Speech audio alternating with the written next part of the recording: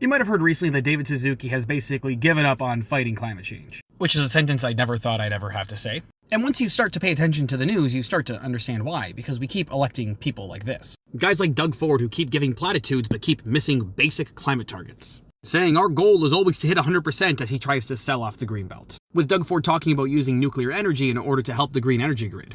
Except the amount of green energy we have produced in Ontario has fallen under Dougford and the amount of gas that we have been burning has gone up. Or how about Dougford and Daniellesmith fighting against a First Nations water bill? Because even though water is a fundamental human right, it'll stop us from building things faster. So why should we care about the environment or care about giving people clean water if it's going to stop us from building things faster? And listen, Carney's not off the hook either. Before going on summer recess, the Liberals could have put forward any number of legislation to help with the climate. But instead, they focused on other things. And Markcarney is supposed to be the climate change prime minister. Him and his wife worked in the climate space. It was part of their life goals to help fix climate change. But in Canada, and in many Western nations, moneyed interest always wins out.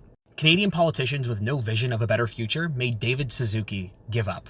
Do you understand how insane that is? And I get it, he's been working in this space for decades and he hasn't seen the positive change that he thought would happen. But I'm not going to give up. And I know that deep down he actually has not given up. But I think it's important that we consider the fact that this is an uphill battle and we have to keep fighting and we have to keep clawing for every single victory, for a future, for a sustainable, livable, clean, green, clean air future for our children to live in. I do not want my children or my grandchildren to have climate anxiety.